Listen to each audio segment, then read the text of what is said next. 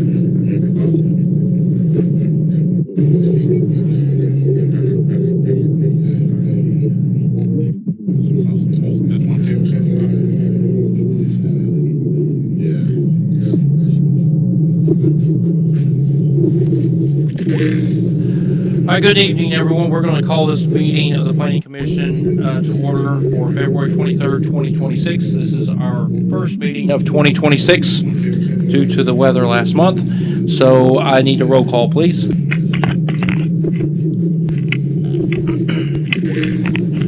Hi, good evening, everyone. We're going to call this meeting of the Planning Commission to order for February 23rd, 2026. This Kirby is our Carter. first meeting of 2026 Mark Crawford. due to the weather last month. Here. So Calvin I Freeman. need a roll Here. call, please. Morris Taylor. Here. Janice Vidal, she's online. Stan. Hi, good Carol evening, everyone. Sherman. We're going to call this Thank you. meeting of the Planning Commission to order. All right, if everyone will stand, we will do the Pledge of Kirby Allegiance. Carter. First meeting of 2026 Mark Crawford. due to the weather last month. Calvin So Freeman. I need a roll Here. call, please. Morris Taylor. Here. I pledge Janice Vidal, she's online. Stan. Hi, good evening, everyone. We're going to call this meeting of the Planning Commission to order. All right, if everyone will stand, we will do the Pledge of Kirby Allegiance. Carter. First meeting of 2026 Mark Crawford. due to the weather last month. So I need a roll I call. hope everyone's had a chance to look over the previous minutes. Do we have any corrections or do we have a motion? Hi, good evening, To approve. everyone. We're going to call this meeting of the Planning Commission. All right, if everyone will stand, we will do the Pledge of Allegiance. First meeting of 2026 due to the weather last month. Yes. So I need to. I hope everyone's All right, had we have a chance motion look to over approve. the Do we have a previous second? minutes. Do we have any Calvin corrections or Freeman, do we have a second. motion? All right, we have a motion and a second. Any discussion? All right, roll call on that. All right, if everyone will stand, we will do the pledge of Kirby allegiance. Carter. Meeting of Mike Crawford. 2026, due to the weather Kim last Fox, month. aye. Morris Taylor. I hope everyone's. All right, had we have a chance motion to look approve. over Do we have a previous second? minutes. Do we have any Calvin corrections? Freeman, Do we have a second. Stan motion? All right, we have a Carroll. motion and a second. Any discussion? All right, roll call on that. Minutes have been passed. There is no old business, so we will move on to new business. Our first case is case number 2025-163. It's a variance from setback regulations at 4402 Park Crest Drive and 4400 Park Crest Drive. And I will now turn this over to our planning staff. So we will move on to new business. Our first case is case number 2025. Thank you. This variance is for lot 15 and lot 16 within the Raven subdivision. This variance is required because the building line setback of 20 feet forms an angle due to the shape of the parcel that encroaches into the structure on lot 15. The proposed setback of 17 feet will allow for the structure to be consistent with the rest of the structures on the street subdivision. So this variance is required because the building those lots forms an angle due to the shape of the parcel that encroaches into the structure right there. So you can see all the other lots, most of them are pretty much perfect rectangles, and then you just have the rest of the structures on the street, other shapes at the very end there of those lots. The parcel is currently zoned PUD as part of the Redwood B subdivision right there. So you can see all the other lots, and then on the most of them are pretty much perfect rectangles. Page we have the current site plan showing how the footprint of these homes are going to be on the lots and why this parcel is currently zoned PUD. So if you go to page 6, we have the requirements for the variances on most of them are pretty much turned out there. And so every applicant has to respond to these.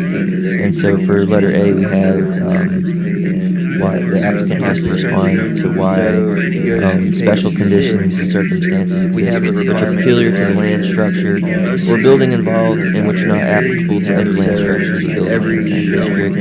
The applicant says the unusual geometric shape of the lot having two rear lot setbacks makes the placement of the typical home almost impossible to meet. Special letter G is that literal interpretation of the provisions of this ordinance will deprive the applicant which rights commonly enjoyed for other properties in the same district under the terms of this ordinance. The applicant responds to the lot, the interpretation of the rear yard setback as described and makes the placement of the home almost impossible. And their letter C says that special conditions and circumstances do not result from the actions of the applicant. The applicant response is that the applicant did not design the geometric shape of the lot. He is the builder of the rear yard setback. And then letter D says that granting the variance requested will not confer on the applicant any special privilege that is denied by the ordinance to other rights that result from the actions of the applicant. The applicant response is any other applicant experiencing the same lot geometry as this applicant is not prohibited from applying for variance due to the approval of this variance requested will not confer on the applicant. And so those are the same criteria that the planning commission has to respond to. And so our review is that upon reviewing the same criteria that the planning commission must review, including the unique circumstances of these properties, planning staff finds that the criteria for a rear yard setback variance are met. Enforcing the 20-foot rear setback because the building on the lots to be different than the ones on the rest of the street. Allowing the 17-foot rear setback allows for the building to match the criteria that surrounding properties. This reduced setback will not have a negative impact on property. Staff finds that common open space and use for stormwater management. Staff therefore recommends approval of the variance to allow for the rear yard setback to be changed from 20 feet to 17 feet versus 15 allows 16 feet. So we have this possible motion here, and on that motion, whoever wants to read that, scratch out the recommendation. The planning commission does that for the rear yard setback to be changed from 20 feet to 17 feet. And that concludes the presentation. Okay, and does anybody have any questions for our planning director? Whoever wants to read that, scratch out the recommendation. Does anybody have any questions that we need to bring the applicant for? All right, well, this, I'm going to open up for a public hearing. Okay, does anybody would like to speak? They're more than welcome to come up and speak.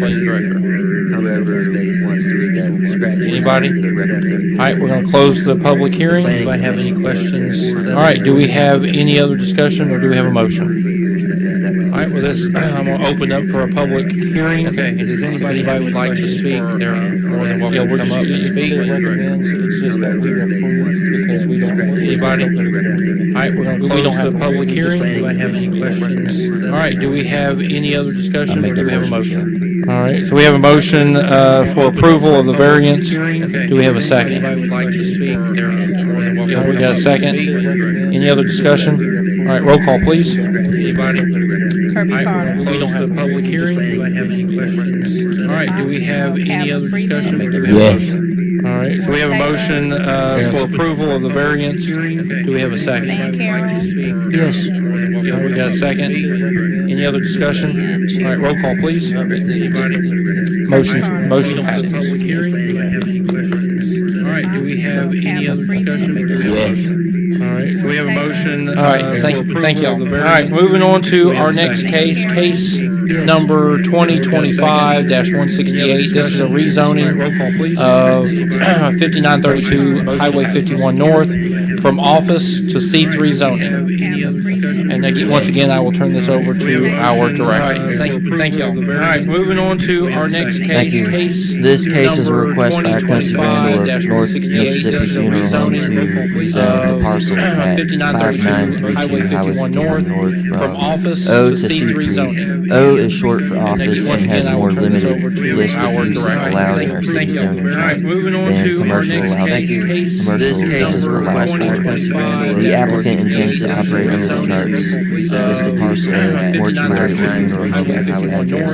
However, the only zone this use is permitted for office and has more limited list of uses allowed in our city zoning chart than commercial. On page 2, we have the aerial view there. This parcel is near the intersection of Highway 51 North and Interstate Mortuary. The lots directly on the corner consist of 2 gas stations, 1 vacant lot containing parking spaces, and an auto parts store. The parcel is in we have the aerial view there. This parcel is it may be hard to tell in the picture as the O zone lots are indicated with gray slash marks and full color shading. But if you look closely, you have 1, 2, 3, 4, parcel 6 parcels that has that gray. It may be hard to slash mark shade as the O zone. So those are all office zones slash marks. And then so directly to the south is zoned AR, and then on the north side of the intersection is a vacant lot and a shopping center that is zoned PUD. But the land uses are a mix of retail, office, and education. Across the street along Highway 51 North consists of multiple zones, multiple lots to the south. The existing land uses consist of 2 gas stations, a retail for sheds, and a small retail shopping center. But the land use for the planning staff office, we crossed the street along Highway 51, copied and pasted the regulations and zoning ordinance, multiple lots to the south. So those are the criteria we have. Retail for sheds, A through D, small retail shopping center. But the land use for the planning staff office, the planning commission. Across the street along Highway 51, copied and pasted the. So if you scroll down a little bit, we have that. So those are the. Well, actually, let me just quickly say what those points are. That has to be reviewed. Letter A, how the proposed amendment would conform to the comprehensive plan and its related elements, as provided under Section 1719 of Mississippi Code of 1972 as amended. Letter B, why the existing zone district classification of the property in question is inappropriate or improper. Letter C, what economic, physical, or social changes, if any, have occurred in the vicinity of the property in question as provided under that were not anticipated by the comprehensive plan and have substantially altered the basic character of the area, which make the proposed classification to the official zoning map appropriate. And letter D, demonstrate the public way for the proposed zone district or social changes. So, the applicant submitted the following responses to the criteria. The proposed land use map and the comprehensive plan supports the C3 zoning change, and the C3 zoning district fits the attributes of the parcel. The C3 district is intended to provide commodity attractive for retail, personal, and professional, commercial facilities with access needs which the main location along roadways other than major arterials. The parcel is located at the corner of Dale and Highway 51, sufficiently buffered from residential parcels and would provide proper transition to the surrounding industrial zone. The next response is, the current zoning of office does not support the location on two major roads as described on the NPO functions class map. Direct access to a state highway, principal arterial, and surrounding development is more suited to a higher intensity commercial use. The industrial development to the northwest, the commercial development to the northeast, the current zoning of office applicants on Highway 51 all support the as described C3 change. And then the next response is, there is a demonstrated need for commercial development along Highway 51 and Main Road, proven by the permitted commercial structures along the corridor. All surrounding corners of the intersection are currently zoned to support commercial development rather than office. So, planning staff also reviewed that criteria. Below is our assessment of